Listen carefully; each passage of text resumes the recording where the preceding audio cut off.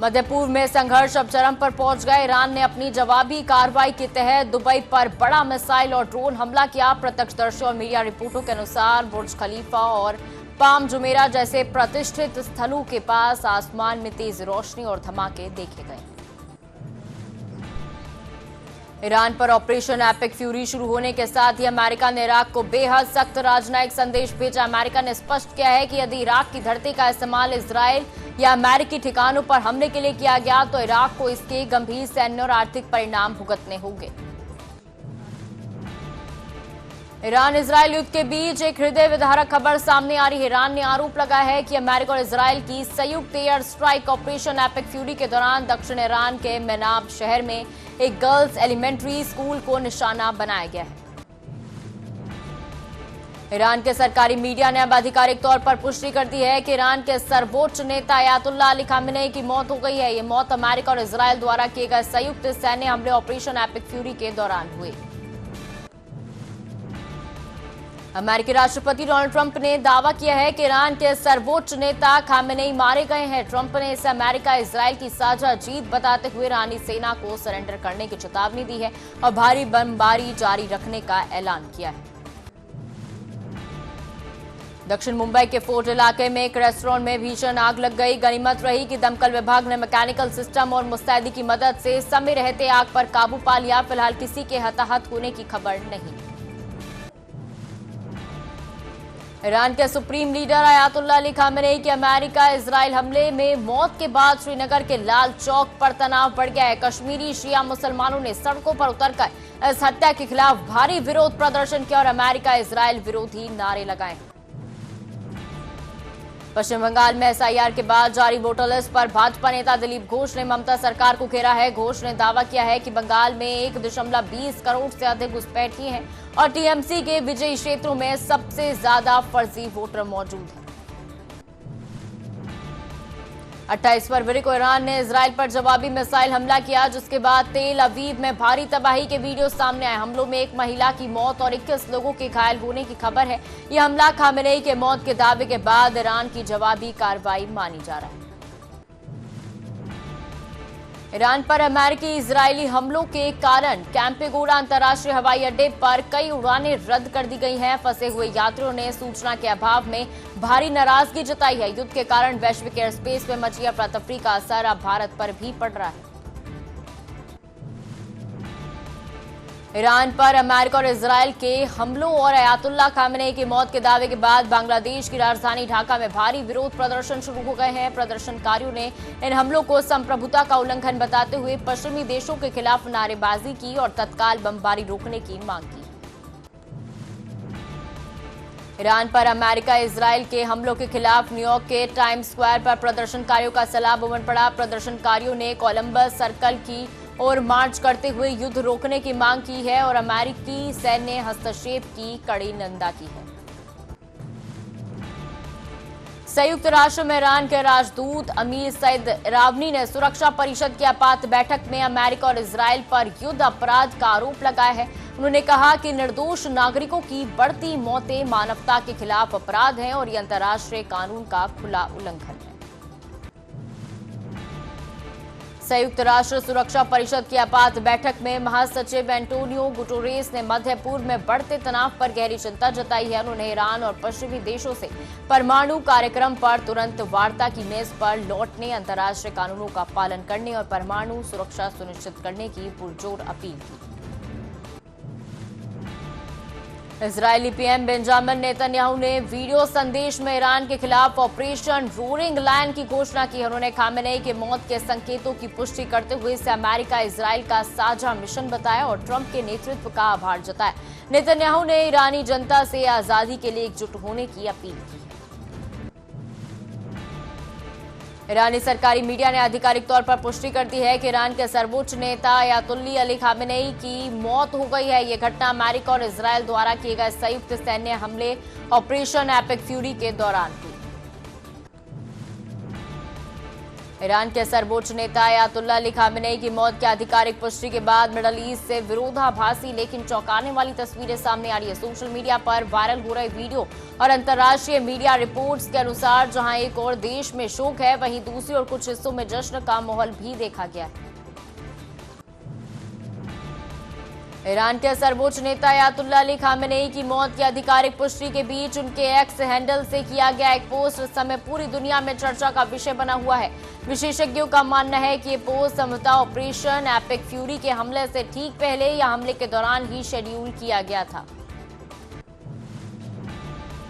संयुक्त राष्ट्र महासचिव एंटोनियो गुटेरेस ने खुलासा किया है कि अमेरिका इजरायल के हमले ठीक उस समय हुए जब वियना और ओमान में परमाणु समझौतों को लेकर गहन चर्चा चल रही है। उन्होंने अफसोस जताया कि एक बड़े राजनयिक अवसर को गंवा दिया गया, जिसे क्षेत्र विनाशकारी युद्ध के मुहाने पर। मिडिल ईस्ट में जारी युद्ध के कारण दिल्ली के आईजीआई एयरपोर्ट पर भारी अफरा तफरी है। ईरान इजरायल संघर्ष के चलते मध्य पूर्व जाने वाली दर्जनों उड़ानें रद्द कर दी गई हैं, जिससे सैकड़ों यात्री फंसे हुए हैं। एयरलाइंस ने सुरक्षा कारणों से रूट डायवर्जन और देरी की चेतावनी दी है। संयुक्त राष्ट्र में इजरायली राजदूत डैनी डैनन ने ईरान पर हमलों को अस्तित्व की रक्षा के लिए जरूरी बताया है। उन्होंने स्पष्ट किया कि इजरायल ने अमेरिका के साथ मिलकर ये कदम किसी आवेग में नहीं बल्कि संभावित खतरे को रोकने के लिए उठाया है। डैनन ने चेतावनी दी कि जब तक खतरा पूरी तरह खत्म नहीं होता, संयुक्त सैन्य अभियान जारी रहेगा।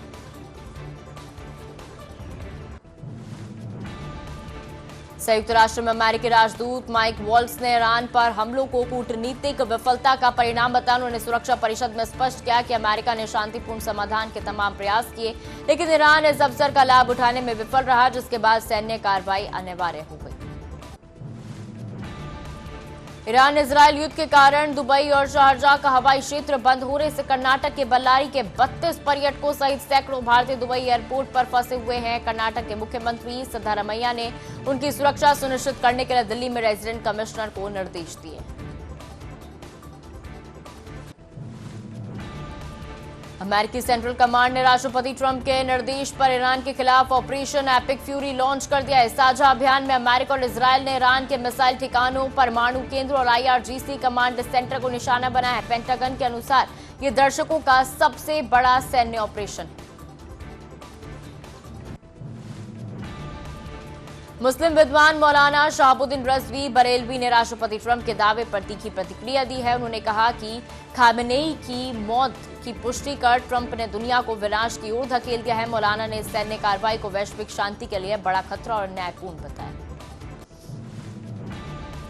ईरान के supreme leader Ayatollah Ali Khamenei की अमेरिका इजरायल हमले में मौत की खबर के बाद श्रीनगर के सैदा कदल इलाके में तनाव फैल गया है। भारी संख्या में प्रदर्शनकारी सड़कों पर उतरे हैं और पश्चिम के खिलाफ विरोध जता रहे। ईरानी सरकारी मीडिया ने अब आधिकारिक तौर पर खामेनेई की मौत की पुष्टि कर दी। उत्तर प्रदेश के जालौन में पुलिस टीम के साथ अभद्रता करने वाले भाजपा नेता और उनके पुत्र का वीडियो सोशल मीडिया पर वायरल हो गया है। घरेलू विवाद सुलझाने पहुंची पुलिस के साथ नेता पुत्र ने हाथ हिलाकर और ऊंची आवाज में तीखी नोकझोंक की है। उत्तर प्रदेश के चंदौली में शनिवार देर रात पैसों के लेन देन को लेकर हुई मामूली कहासुनी ने खूनी रूप ले लिया। सहजौर छेमिया गांव में एक युवक ने ताबड़तोड़ गोलियां चला दी, जिसमें 4 युवक गंभीर रूप से घायल हो गए।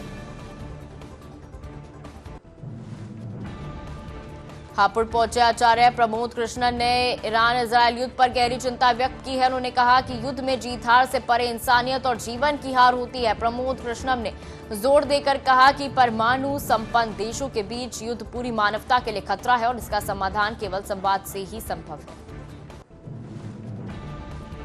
हरदोई के शाहबाद में पुलिस ने बड़ी कामयाबी हासिल करते हुए लूट की वारदात को अंजाम देने वाले 3 वांछित इनामी बदमाशों को मुठभेड़ के बाद गिरफ्तार कर लिया है। बदमाशों पर 25-25 हजार रुपए का इनाम घोषित था।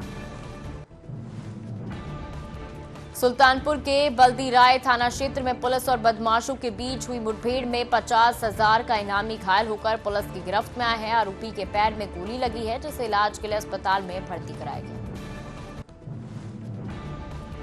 चेन्नई के थिरुवेरकाडु इलाके में एक सूखे मेवों के गोदाम में भीषण आग लग गई। इस अग्निकांड में लगभग 1 करोड़ रुपए का कीमती स्टॉक जलकर राख हो गया। दमकल की गाड़ियां मौके पर पहुंचकर आग बुझाने की कोशिश में जुटी। ईरान के राजदूत मोहम्मद फतली ने दिल्ली में कहा कि अमेरिका और इजरायल ने ईरान की संप्रभुता का उल्लंघन कर सैन्य और नागरिक क्षेत्रों पर हमले किए हैं। बहरीन की राजधानी मनामा में धुएं के गुबार देखे गए हैं। ईरान ने जवाबी कार्रवाई में वहां स्थित अमेरिकी नौसेना के 5वें बेड़े के बेस को निशाना बनाया है। लखनऊ में शिया धर्मगुरु मौलाना कल्बे जवाद ने अमेरिका इजरायल के हमलों की निंदा की। उन्होंने इसे अमेरिकी गुंडागर्दी करार देते हुए भारत को सतर्क रहने की सलाह दी। कनाडा के प्रधानमंत्री मार्क कार्नी ने मुंबई में कहा कि वो ईरान को परमाणु हथियार बनाने से रोकने के अमेरिकी प्रयासों का समर्थन करते हैं और नागरिक सुरक्षा पर जोर देते हैं।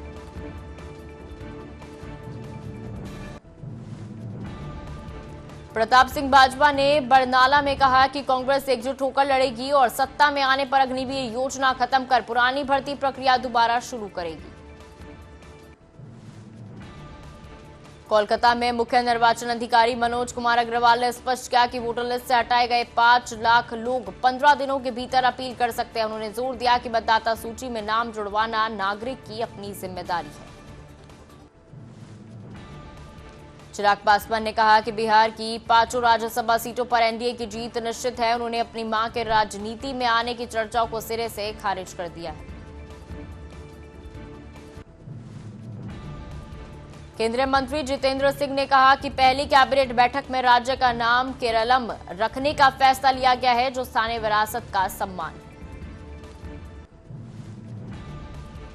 सम्राट चौधरी ने बक्सर में कहा कि कांग्रेस भारत की समृद्धि में बाधक रही है। उन्होंने कर्ज माफी और किसानों के बजट की तुलना कर पीएम मोदी को श्रेष्ठ बताया। सांसद जगदंबिका पाल ने कहा कि अखिलेश के समय यूपी बीमारू राज्य था। अब सिंगापुर जापान से 1.5 लाख करोड़ का निवेश आ रहा है और प्रदेश बदल रहा है।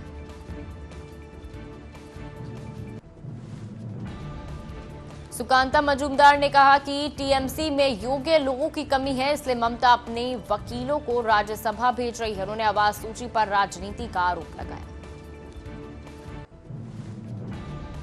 सांसद गौरव गोगोई ने कहा कि असम गठबंधन की रिपोर्ट शीर्ष नेतृत्व को सौंप दी गई है। उन्होंने भाजपा पर समय परिवर्तन यात्रा की नकल करने का आरोप लगाया।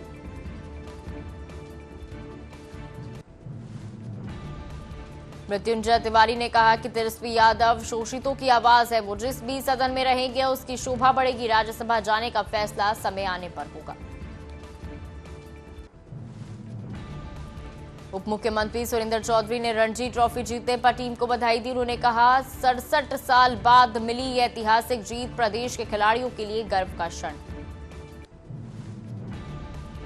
आगामी विधानसभा चुनाव हेतु सीट बंटवारे को अंतिम रूप देने इमैनुअल नेता डीएमके मुख्यालय पहुंचे। पार्टी ने गठबंधन के तहत 5 सीटों की मांग रखी है।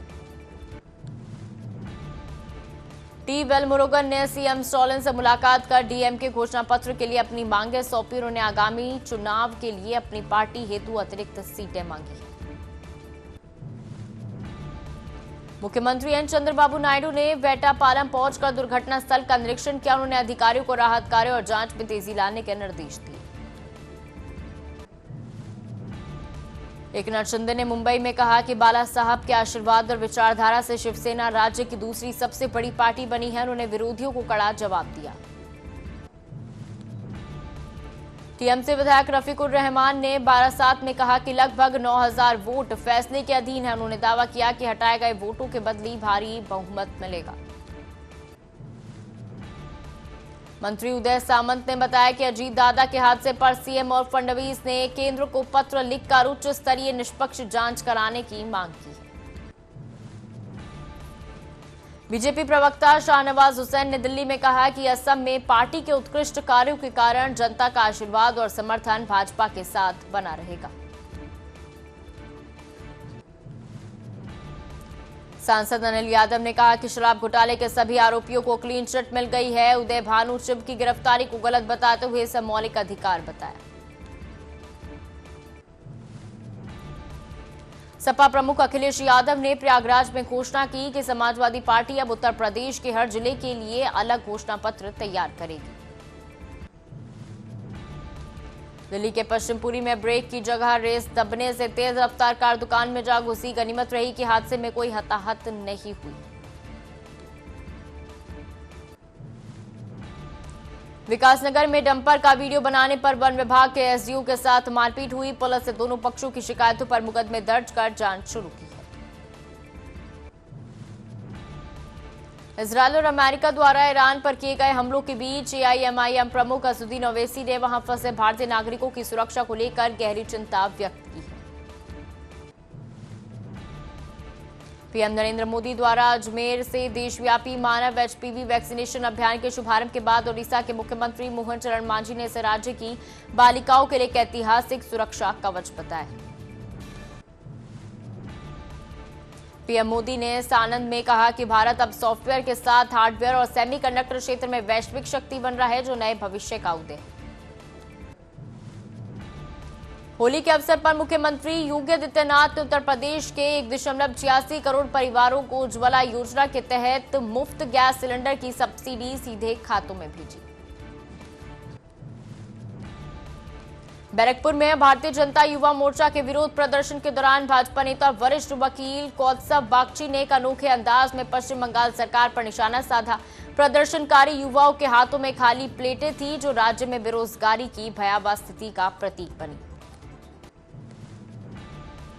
सीएम योगी आदित्यनाथ ने आज लखनऊ के लोक भवन में आयोजित एक भव्य कार्यक्रम में प्रधानमंत्री उज्ज्वला योजना के 1.86 करोड़ लाभार्थी परिवारों को गैस सिलेंडर रिफिल के लिए सब्सिडी राशि का वितरण किया। ये कदम उत्तर प्रदेश सरकार के उस वादे का हिस्सा है जिसके तहत होली और दिवाली पर मुफ्त सिलेंडर देने की घोषणा की गई है। अहमदाबाद के सानंद में केंद्रीय मंत्री अश्विनी वैष्णव ने सेमीकंडक्टर प्लांट में उत्पादन प्रक्रिया की औपचारिक शुरुआत की। उन्होंने इसे प्रधानमंत्री नरेंद्र मोदी के विजन और आत्मनिर्भर भारत की एक बड़ी जीत बताया।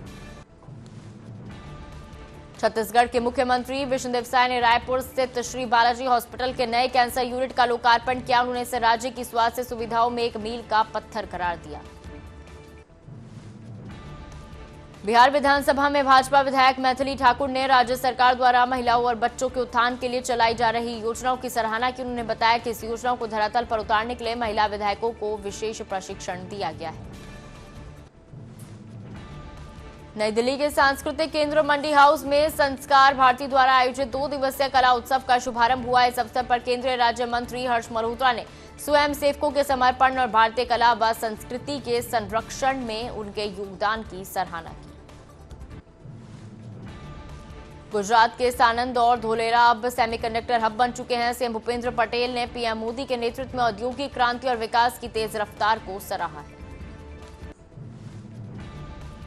केरल के सरकारी अस्पतालों में कथित चिकित्सा लापरवाही के खिलाफ कोझिकोड में यूथ कांग्रेस के विरोध प्रदर्शन के दौरान कांग्रेस सांसद शफी परम्बल एलडीएफ सरकार पर तीखा हमला बोला। उन्होंने चेतावनी दी कि यदि मौजूदा सरकार की कार्यप्रणाली जारी रही तो राज्य की सार्वजनिक स्वास्थ्य प्रणाली मुर्दाघर में तब्दील हो जाएगी। कनाडा के प्रधानमंत्री मार्क कार्नी के भारत दौरे के दौरान केंद्रीय मंत्री जयंत सिंह ने दोनों देशों के बीच मजबूत होते आर्थिक और शैक्षिक संबंधों पर सकारात्मक प्रतिक्रिया दी है। बिहार में बर्ड फ्लू के बढ़ते मामलों और इंसानों में इसके संभावित संक्रमण को देखते हुए स्वास्थ्य एवं पशुपालन मंत्री मंगल पांडे ने सरकार की तैयारियों पर बयान दिया है। उन्होंने स्पष्ट किया कि स्थिति को नियंत्रित करने के लिए 2 प्रमुख विभाग आपसी समन्वय से काम कर रहे हैं। ईरान इजरायल संघर्ष पर सैन्य विशेषज्ञों का मानना है कि हमला बड़ा संदेश है। अमेरिका और इजरायल का मुख्य लक्ष्य ईरान की परमाणु क्षमता और मिसाइल शक्ति को रोकना है। पश्चिम बंगाल में पूर्व डीजीपी राजीव कुमार को राज्यसभा उम्मीदवार बनाए जाने पर विवाद छिड़ गया है। सौमित्र खान ने उन पर तृणमूल एजेंट होने का आरोप लगाया। इजरायल और अमेरिका द्वारा ईरान के खिलाफ किए गए निवारक मिसाइल हमले पर पूरे देश मंत्री और कांग्रेस नेता सलमान खुर्शीद ने गहरी चिंता व्यक्त की। उन्होंने भारत सरकार की कार्यशैली और विपक्ष के साथ संवाद की कमी पर तीखा प्रहार किया। पीडीपी प्रमुख महबूबा मुफ्ती ने जम्मू कश्मीर और कर्नाटक के बीच हुए रणजी ट्रॉफी 2025-26 फाइनल में राज्य की टीम के शानदार प्रदर्शन पर खुशी जाहिर की। कटरा में मीडिया से बात करते हुए उन्होंने खेल की सफलता को सांप्रदायिक सौहार्द से जोड़कर अपनी बात रखी। कनाडा और भारत भविष्य संवारने के लिए शिक्षा और तकनीक में सहयोग बढ़ा रहे हैं। नए स्कॉलरशिप और शोध कार्यक्रमों से दोनों देशों के छात्रों को बड़ा फायदा होगा। डिडवाना में फागुन महोत्सव के अवसर पर बाबा श्याम की भक्ति का सैलाब उमड़ पड़ा। शीतलकुंड बालाजी मंदिर से शुरू हुई इस भव्य निशान यात्रा ने पूरे शहर को श्याम रंग में सराबोर कर दिया। श्रीनगर में कांग्रेस के होली मिलन समारोह में प्रदेश अध्यक्ष ने सेवानिवृत्त कर्मचारियों का सम्मान किया और शंकराचार्य पर लगे आरोपों को राजनीति से प्रेरित बताया। देहरादून के लोक भवन में स्प्रिंग फेस्टिवल का आयोजन हुआ। प्रदेश भर के उद्यमियों ने हस्तशिल्प और ऑर्गेनिक उत्पादों के जरिए उत्तराखंडी ब्रांड्स को नई पहचान दी है।